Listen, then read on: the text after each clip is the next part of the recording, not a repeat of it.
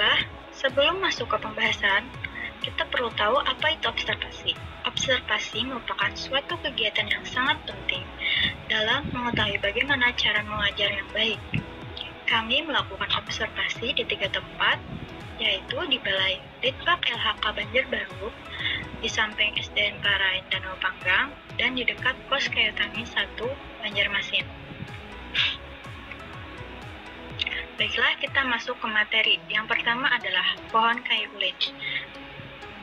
Pohon ulin dikenal dengan nama latin Eosidiroxylon Brewery Desigem dan Bin.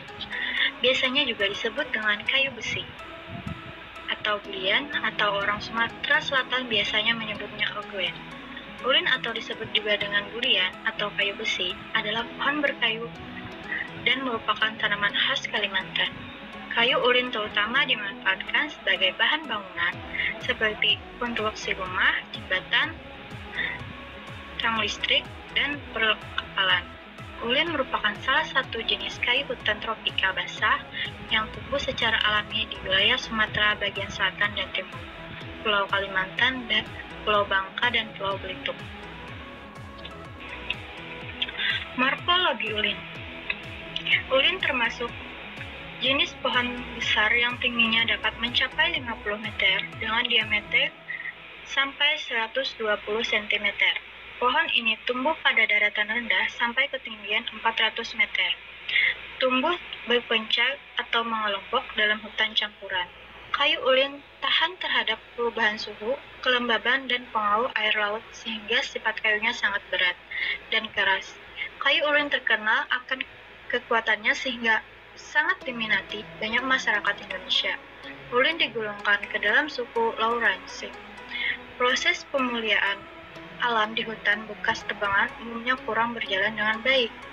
Berkecambahan biji ulin membutuhkan waktu yang cukup lama, sekitar 6-12 bulan, dengan presentasi keberhasilan relatif rendah. Produksi buah tiap pohon umumnya juga sedikit. Penyebaran pemudaan alami secara umum cenderung mengelompok. Biji ulin lebih suka ditiriskan baik tanah liat berpasir ke tanah liat, kadang-kadang batu kapur. Hal ini umumnya ditemukan di sepanjang sungai dan bukit-bukit yang berdekatan. Ada 4 varian ulin yang dibedakan berdasarkan warna batang. Yang pertama, ulin tando dengan ciri warna batang coklat kemerahan. 2. Ulin lilin dengan ciri batang coklat gelap. Yang ketiga, ulin tembaga dengan ciri warna batang kekuningan. Yang keempat, ulin kapur dengan ciri warna batang coklat muda.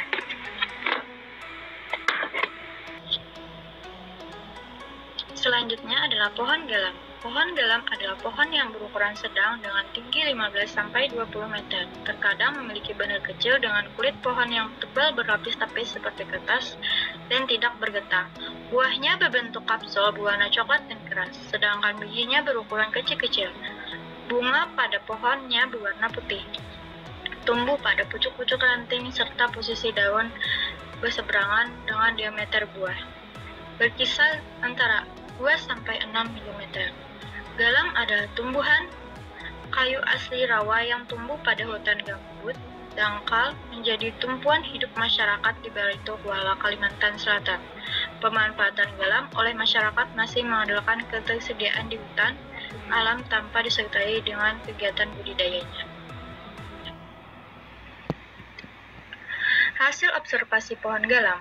Teknik pembudidayaan galam melalui biji yaitu dengan menentukan pohon sumber benih unggul, memetukan teknik dan metode perlakuan terhadap biji, dan memelihara media tanam yang cocok untuk dipergunakan.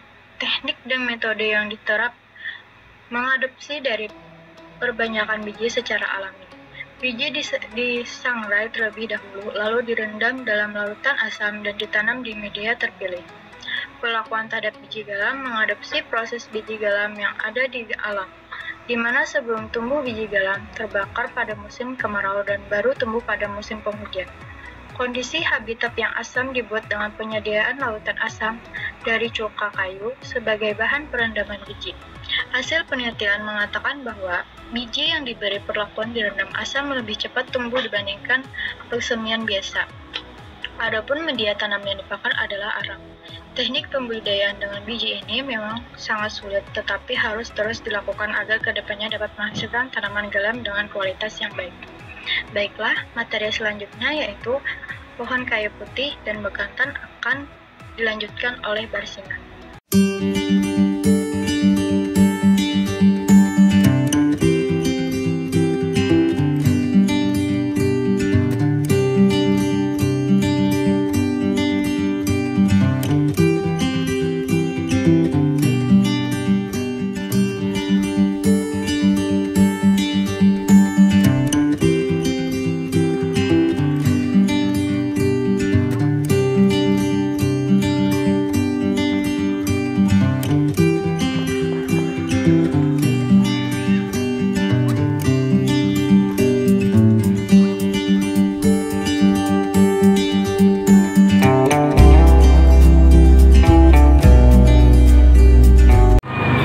Baiklah, di sini saya Barsina, saya akan melanjutkan penjelasan dari teman saya mengenai hasil observasi yang kami lakukan.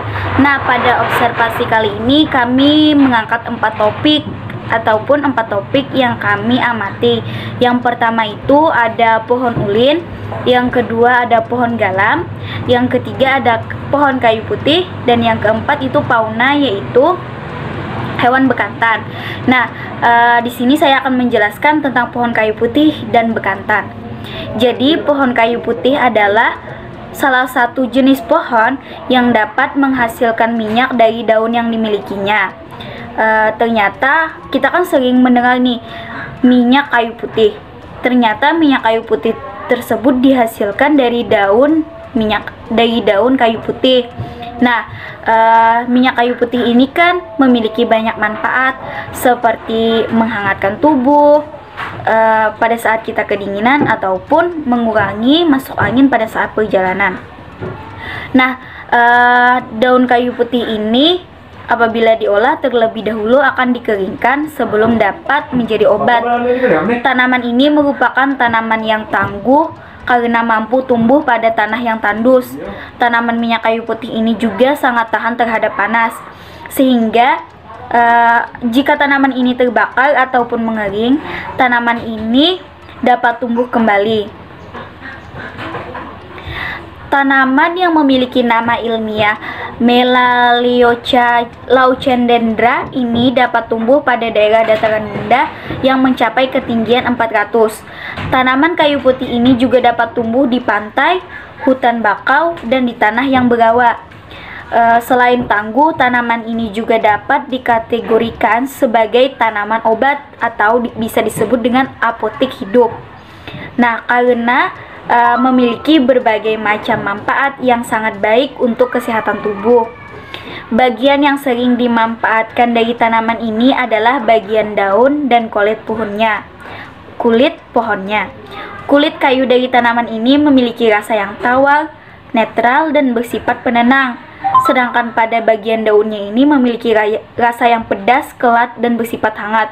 Nah, karena memiliki sifat hangat inilah, maka dibuat menjadi minyak kayu putih yang dapat menghangatkan tubuh pada saat kedinginan maupun pada saat kita masuk angin. Nah, hasil observasi pohon kayu putih ini yang kami dapatkan ternyata pada bagian ujung dan pangkal daunnya itu berbentuk kuncing dengan tepi yang rata serta tulang daun yang sejajar, dan jika diremas akan mengeluarkan bau minyak kayu putih. Nah, ternyata daun minyak kayu putih ini memiliki daun yang runcing yang pada bagian tepinya itu atau bagian ujungnya itu berbentuk kuncing serta tulang daunnya sejajar. Nah, apabila kita remas daunnya itu akan mengeluarkan bau seperti minyak kayu putih. Bunga kayu putih ini termasuk ke dalam jenis bunga majemuk dengan bentuk bunga seperti lonceng dan berwarna putih kekuningan. Pada bagian ujung dan pangkal daunnya akan berbentuk kuncing. Nah, kulit batangnya berlapis-lapis, batangnya berwarna putih keabu-abuan dengan permukaan kulit yang mengelupas tak beraturan. Untuk ukuran batang pohonnya juga tidak terlalu besar, namun memiliki banyak percabangan yang menggantung ke bawah. Nah, apabila pohon galam itu, sedangkan pohon galam apabila sudah tua, dia akan memiliki ukuran batang yang sangat besar. Nah, beda dengan pohon kayu putih ini. Dan daun tanaman ini pun berjenis tunggal dengan bentuk daun yang kecil, sedikit tebal dengan tangkai daun yang pendek dan tumbuh berselang-seling. Ukuran daunnya bisa mencapai panjang sekitar 4-15 cm dan lebar 1-4 cm. Jadi perbedaan yang terdapat pada pohon kayu putih dan pohon galam itu terletak pada yang paling utama itu terletak pada daun. Sedangkan batang kan kalau kita sekilas melihat hampir sama, tetapi ukuran batangnya itu kayu putih ini agak lebih kecil, sedangkan pohon galam itu apabila sudah tua dia akan berukuran sangat besar. Nah, sedangkan perbedaan pohon galam dan pohon kayu putih ini pada daunnya, kalau pohon kayu putih itu memiliki daun yang kecil serta guncing pada bagian tepinya. Kalau pohon galam itu biasanya daunnya agak lebar dan agak bulat. Bunganya pun kalaunya kayu putih itu biasanya berwarna agak keputihan serta kekuning-kuningan. Kalaunya pohon galam itu lebih ke coklat-coklatan, agak hampir ke hitam-hitaman. Yang keempat itu kami melakukan observasi melalui hewan bekantan. Ternyata bekantan ini kan memiliki nama ilmiah Nasalis larpatus, adalah jenis monyet berhidung panjang dengan rambut berwarna coklat kemerahan dan merupakan satu dari 2 spesies dalam genus Nasalis. Ciri utama yang membedakan bekantan dari monyet lainnya adalah hidung yang panjang dan besar yang biasanya kita temukan pada spesies jantan. Nah, ternyata bekantan ini merupakan fauna identitas dari Kalimantan Selatan. Meskipun hewan bekantan tersebut berada di Kalimantan, tetapi dia merupakan fauna identitas dari daerah kita, yaitu Kalimantan Selatan. Nah, hewan ini biasanya dikenal dengan berbagai nama. Kalau dalam bahasa Inggris kan biasanya disebut long-nosed monkey atau monyet berhidung panjang. Nah, kami kan melakukan observasinya dengan seorang dosen dari Fakultas Keguruan dan Ilmu Pendidikan dari Prodi Pendidikan Biologi. Nama ibunya adalah Ibu Rizky Amalia. Beliau menjelaskan mengenai bekantan dan saya menanyakan ada 5 pertanyaan mengenai hewan bekantan ini. Tetapi kami tidak bisa melakukan observasi secara langsung. Kami mewawancari Ibu Amalia Rizky melalui via WhatsApp karena kami tidak bisa bertemu secara langsung. Jadi ada 5 hal yang kami tanyakan. Yang pertama, apa makanan bekantan secara umum? Yang kedua, apakah dedaunan atau makanan lain yang dimakan bekantan dapat menimbulkan perut buncit pada bekantan? Yang ketiga, apa yang menyebabkan bekantan berenang? Yang keempat, apa yang menyebabkan hewan bekantan dibunuh masyarakat? Yang kelima, apa yang seharusnya dilakukan warga untuk mengantisipasi ancaman terjadinya kepunahan hewan bekantan? Jadi untuk pertanyaan yang pertama, apa makanan bekantan secara umum?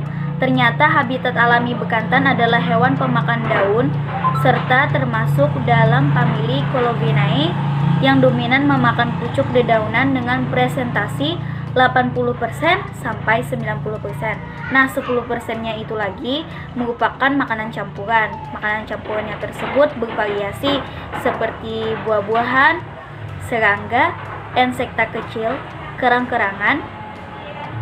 Karena memang bekantan ini menghuni sebagian besar ekosistem lahan basah, tetapi cuma 1-3% untuk memenuhi kebutuhan protein. Jadi pucuk dedaunan itu memang merupakan makanan utama bekantan. Ternyata daun yang dimakan bekantan sesuai dengan vegetasinya. Nah, apabila vegetasi bekantan tersebut di kawasan mangrove dominan, dia akan memakan pucuk dedaunan mangrove. Di Kalimantan Selatan kan punya vegetasi mangrove. Nah, jenis riparian atau sungai, sehingga apabila dia berada di bagian muara sungai, dia akan mendapati pohon rambai sungai. Jadi bekantan ini akan makan sesuai dengan vegetasi dia hidup di kawasan mana. Misalkan di kawasan mangrove, dia akan makan dedaunan mangrove.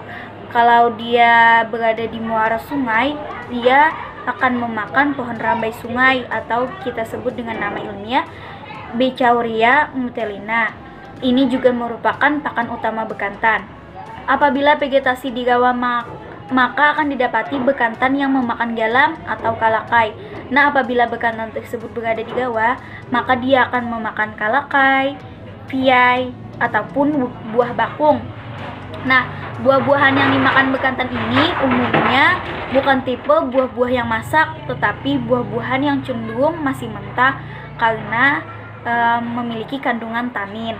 Kandungan tanin ini sendiri merupakan kandungan yang mengurangi perut buncit pada bekantan. Nah, apabila bakteri yang ada di dalam perut bekantan tersebut bereaksi, apabila dia tidak memakan buah-buahan yang mengandung tanin ataupun makanan yang dimakannya tidak mengandung tanin, maka akan menyebabkan buncit pada bekantan. Nah, pertanyaan yang kedua, apakah dedaunan atau makanan lain yang dimakan bekantan dapat menimbulkan buncit pada perut bekantan? Ternyata perilaku primata ini berkaitan erat dengan kualitas sumber pakannya. Apabila tinggi kadar selulosa yang tidak dapat dicerna serta adanya senyawa sekunder seperti tanin dalam pakan, sehingga daun komponen ini merupakan faktor utama. Nah, apabila kan tadi saya sudah jelaskan, apabila kadar selulosanya itu tinggi dan tidak dapat dicerna, maka perut bekantan akan buncit. Jadi apa sih faktor utama dalam ekologi makan primata ini? Yang pertama, bakteri yang menghasilkan vitamin. Yang kedua, ada bakteri yang dapat menggunakan nitrogenon protein untuk tumbuh. Urea yang terjadi akibat katabolisme protein dapat diubah oleh bakteri menjadi protein. Penggunaan urea dalam sintesa protein oleh mikroflora menyebabkan penurunan jumlah urea sehingga menghemat pengeluaran air dalam bentuk urin. Yang keempat, ada bakteri yang dapat menetralisir pengaruh tanin yang berasal dari tumbuhan yang dimakan satwa. Ada yang kelima, besarnya jumlah bakteri dan perkembangbiakan yang cepat yang menyebabkan laju fermentasi juga cepat, sehingga proses pembuatan tanin pada makanan baru tidak aktif. Yang ketiga, apa sih yang menyebabkan bekantan berenang? Ternyata bekantan tersebut berenang untuk berpindah tempat.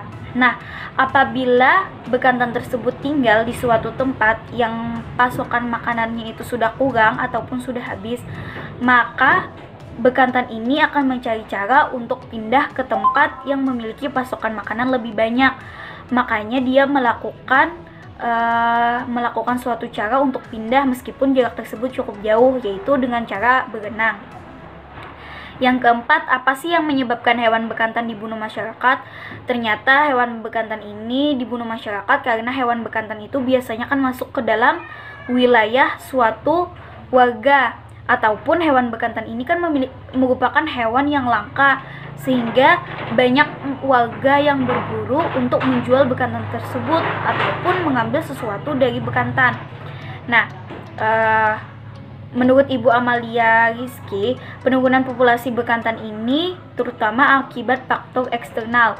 Nah, faktor eksternal ini yang menyebabkan bekantan biasanya berpindah tempat ataupun melakukan hal-hal yang tidak masuk akal, misalnya saja menyerang warga ataupun lain sebagainya. Nah, alih fungsi lahan ini yang menyebabkan biasanya banyak hewan yang mati, hewan yang berpindah tempat secara mendadak karena tempat tinggalnya tersebut dialihfungsikan menjadi biasanya tempat lahan ataupun suatu perusahaan.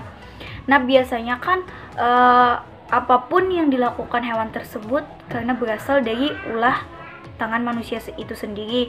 Misalnya saja kebakaran hutan. Kebakaran hutan itu biasanya disebabkan juga ulah tangan manusia yang membakar hutan tanpa peduli akan akibatnya. biasanya laju kepunahan lebih cepat daripada pemulihan habitatnya. Makanya kita sebagai masyarakat nih harus tahu apa sih cara mengantisipasi ancaman terjadinya kepunahan hewan bekantan. Nah, bekantan ini adalah primata endemik Kalimantan Selatan yang terancam punah. Namun perhatian pada bekantan, ternyata perhatian hewan bekantan ini tidak sebesar perhatian orang-orang terhadap orangutan. Nah, jadi karena kondisi inilah yang menggerakkan Ibu Amalia Rizky yang berumur 32 tahun untuk turun tangan menyelamatkan bekantan yang seolah terlupakan.